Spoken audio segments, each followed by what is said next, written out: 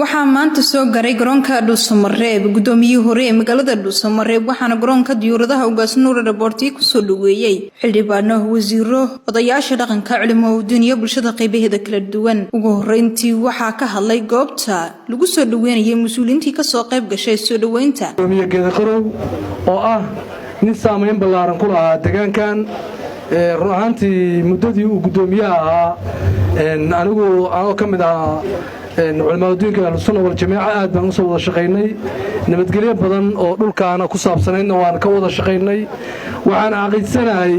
نين دادك اسكو هين كرا اسكو نحيدا كلا بلشدا قيبادا كلا دوان إنو ياهي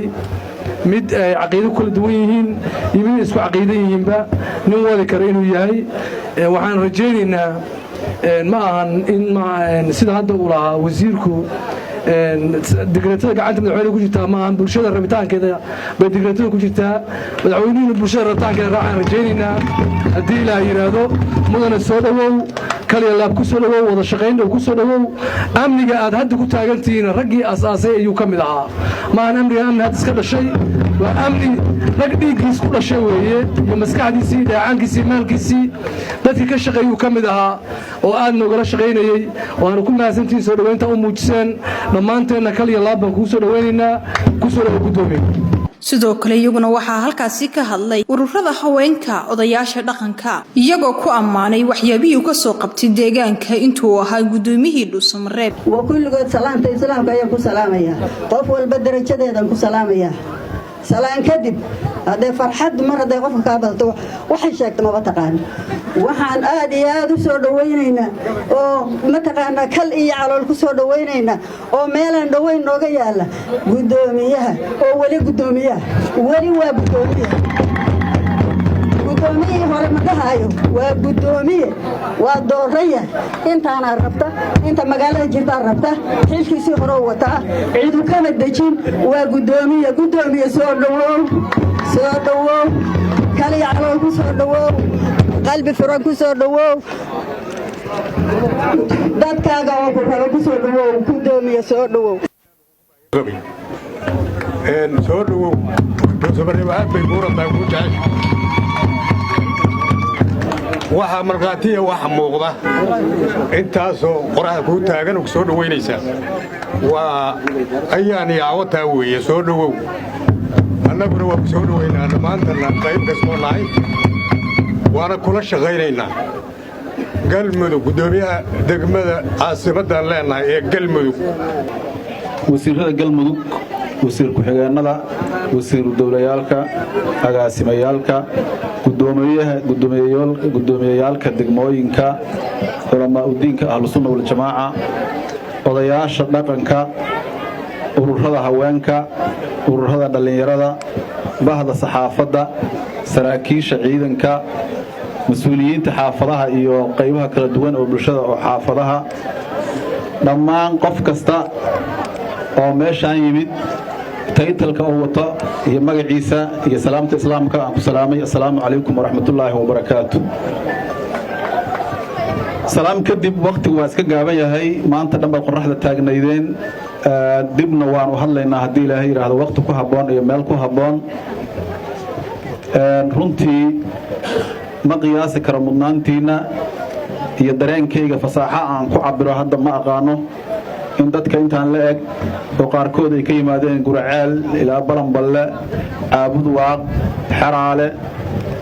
qaar kacay xataa ka yimaadeen aniga iyo wasiiriintii la socday inay maashaan maanta muddo intaas laag inoo taagan yihiin si ay noo soo dhaweeyaan ma dareemi karo macnaha runtii mana ii fududa fasaaxa aan ku cabiro laakiin waxaan leeyahay ilaahay subxaanahu wa tacaala sidaad noo soo dhaweydeen jannadiisa firdowsa ha idinkugu soo dhaweeyo waana aad mahadsantihiin intii bini aadan loo mahad celin karo oo dareenkayga iyo raggii la socdayba aan ku cabirayo ayaan rabaa inaan idiin mahad celiyo mahad celin iyo duca kadib waxaan rabaa inaan ka tacsiyeeyo dhibaato ballaaran oo deegaanka ka dhacday maalmo ka hor oo rag badan ku dhinteen rag ku dhaawacmay dad badan oo ay ku xoolo beeleen ay ku hanti beeleen dhibaatadaas waxaan leeyahay intii nooga dhimatay oo dhan walba ka soo jeeday ilaahay ha u naxariisto intii naga dhaawacantana ilaahay ha caafiyo intii ku dhaqaala beeshay oo hantidoodii ku burburtay shidaalla kaalimood aa gubtay guryo badan baa dumay hanti badan oo dadku lahaayeen ayaa baaba'ay dadkii masaakiinta ay hantidoodii ka baaba'dana ilaahay uu cawil celiyo dadka reer galmudugna waxaan ka codsanayaa dal iyo dibad inay dadkaas ay caawiyaan oo ay isgacan siiyaan intaas kadib waxaan rabaa inaan u mahad celiyo madaxweynaha go'aanka runtii geesinimada leh musiibooyinka aan ku argagixin aan dhihi karo waa madaxweynihii ay galmudug u baahneed axmed cabdi kaariye qoorqoor iyo saraakiishii la shaqaynaysay sida solutionkii ugu fiicnaay ay ugu xalliyeen una maareeyeen raggii dowladda la diriray iyo mas-uuliyiintii hogaaminaysaba sida ugu wanaagsan ay u xalliyeen oo ay u maareeyeen arrintaas waxaan rabaa inaan uga mahad celiyo waxaan leeyahay madaxweyne adiga iyo saraakiishii kula shaqaynaysaba bilowga fiicanood meeshaan ka muujiseen mid loo aayo taariikhdun xusi doonto dadkaanuna ay sugayeen dal iyo dibadna laga mahad celiyey weeye ilaahay waxaan ka rajaynaynaa inuu wanaaggaas noo daa'imiyo waxaan kaloo rabaa halkaan inaan uga mahad celiyo dowladdeena federaalka madaxweyne maxamed cabdulaahi farmaajo ra-iisul wasaare xasan cali khayre wasiirka arrimaha gudaha sibriye wasiir islaaw raggii mas-uuliyiintii iyo sanataradii iyo xildhibaanadii galmudug u soo gurmaday oo galmudug markay burburtay oo kala tagtay oo kooxbo meel aaday salka halkaan u fadhiyey oo ra-iisul wasaaruhu 40 habeen dhuusmareeb joogay anugu aan wax ka joogay oo isu raadiyey galmudug oo dhaqankii saxiixayaalka iyo culamaa udiinkii iyo qof kasta ee meeshaan wax ka ahayd isu keenay ka bacdina